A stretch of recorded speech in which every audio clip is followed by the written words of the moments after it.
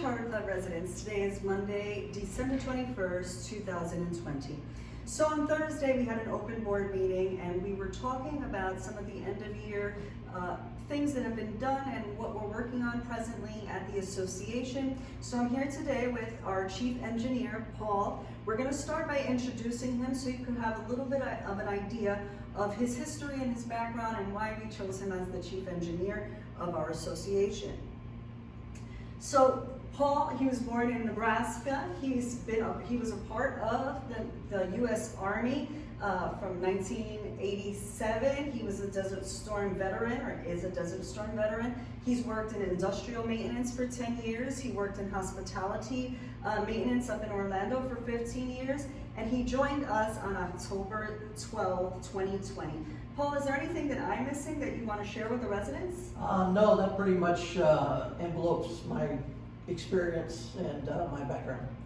Wonderful. So one of the reasons why we had Paul come on is because we wanted a chief engineer who really understood not just the day-to-day operations, but understood administratively how to get us organized as an association. As you know, we're getting close to the 50-year research, so we wanted to have someone who really had a strong understanding of how to keep things organized, about the planning phases of a project and things of that nature. So let's talk a little bit about what has happened since you've been here.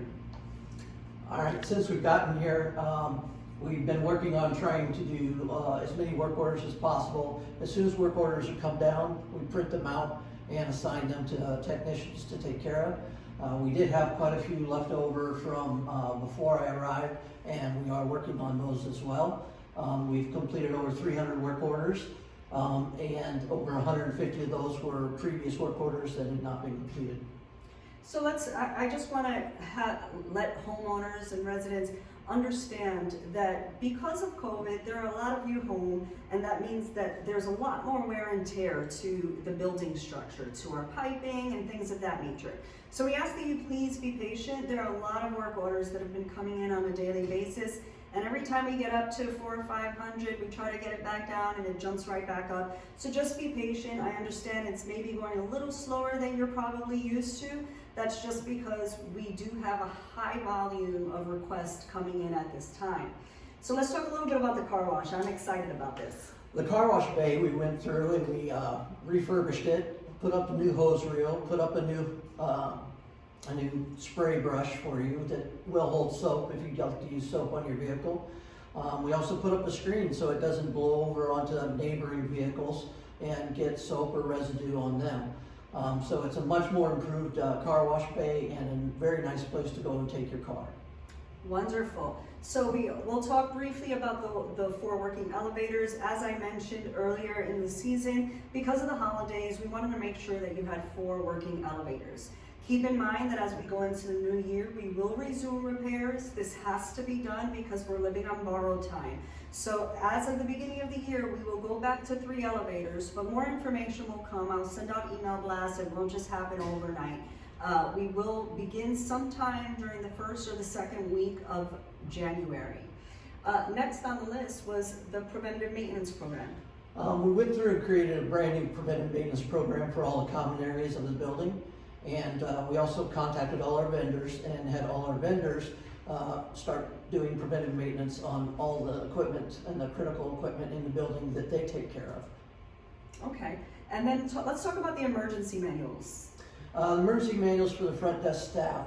This is a complete manual that if any emergency happens in the building, a member of the staff, or even if they're incapacitated, anybody can grab that emergency manual and follow it step by step through there for each emergency and be able to handle the situation. All right. So we're going to go into a little bit about some of the projects that we're dealing with. We do have some major projects coming on the way. The most notable to discuss right now would be our HVAC system, our cooling towers, and the RTU replacement. So let's talk a little bit about that. The HVAC and cooling tower rebuild, that has already gone through and been voted for on the board, so we're just in the process of finalizing the contract with the company.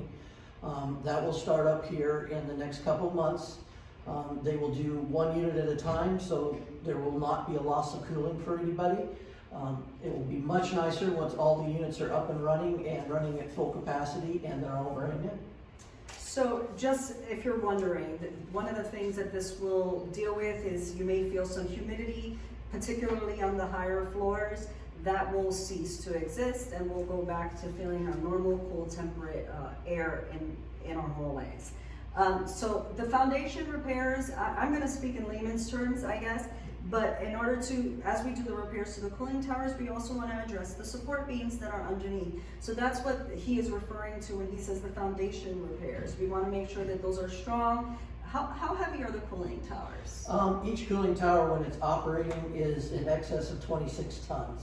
All right, so you have about 26,000 pounds that. It'd be 53,000 pounds. 53,000 pounds. That's a lot of weight that we're holding on top of our roof. So it's really important that the support beams are sound and are basically refurbished as we refurbish everything else and replace everything else. We want to make sure that what you have and what we replace it with stays there for the next 20 years.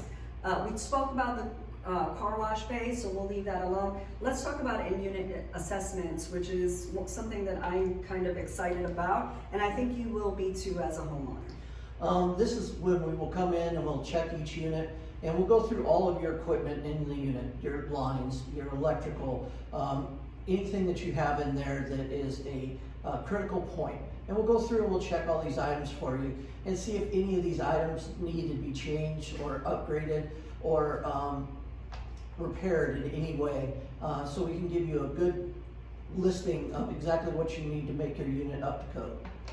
Okay, so just I want to stress this. I know as a tenant myself or a resident, you know, a lot of times we don't really know what is going to go bad, when it's going to go bad, and things like that. And some of those small items like refrigerator hoses or washer hoses or the grout in your bathroom, there are things that we as homeowners and residents, we don't always pay attention to. So this in-unit assessment will help to prevent leaks happening by way of those things that are not as obvious to notice.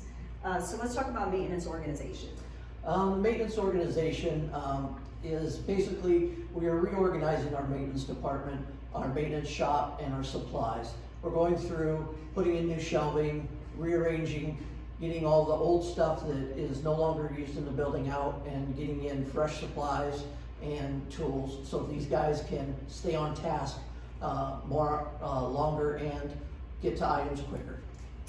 Okay, I think, you know, people underestimate the importance of good organization. And so one of the things that we're attempting to do here at the Charter Club with maintenance, with management, front desk, is that we're trying to reorganize how we do business so that we can be as effective as possible and use our time optimally.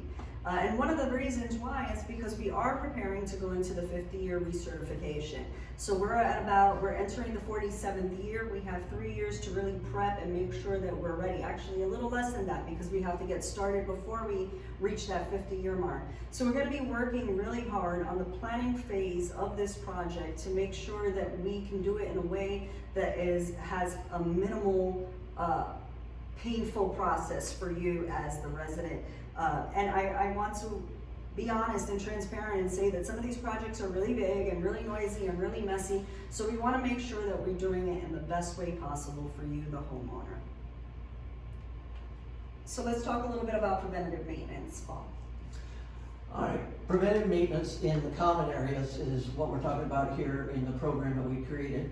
And what that is your hallways, your stairwells, any of these common spaces where everybody uses. All these areas, though they're just a hallway or just a stairwell, still have items that need repair and upkeep in them and preventive maintenance done on them. So all these items will get looked at on a regular basis with the new program. Okay, so let's talk about setting it up and doing some of the tracking and things of that nature. So what we're going to do is we're going to set it up and our program, and then we're going to track with all the equipment vendors to ensure the major infrastructure is properly maintained. By doing this, we're putting up sheets in areas where there's critical equipment. Every time a vendor will come in, they will have to annotate on those sheets exactly what they do with each item, so we can track and ensure that they are completing the preventive maintenance as we have requested from them, and any other repairs that they do. Okay. Now, this next item we'll touch on, I know is a touch point for many of you who park in the garage. So as you know, during king tide or even during a major storm event, we experience flooding in our garage. And we're really trying to come out with ways to mitigate that a little bit. So tell us a little bit about your plan, Paul. So what we've done already is we've already gone down and we've had the drains that are 100% clogged, snaked down there. So they've already been gone through. The only thing left clogging them is sand. The only way to clear the sand is to have them jetted. That sand does build up before and after hurricane season with the rains and the high tides. So by jetting them with high pressure water twice a year, we'll effectively clean those drains out. So when we do have our wet season, those drains will flow quickly. Okay, so I'm not going to go into the next line item, or the next two actually. Well, the next one, we talked a little bit about this already, so we won't touch on it again. And then the last one, for the in-unit assessments, we are planning on hiring one additional personnel so that one of our more experienced guys who has been on site for a while, either Pablo or Moses, can go into each one of your units with a security guard and do those in-unit assessments that we were talking about earlier in this video. So let's do a quick summary.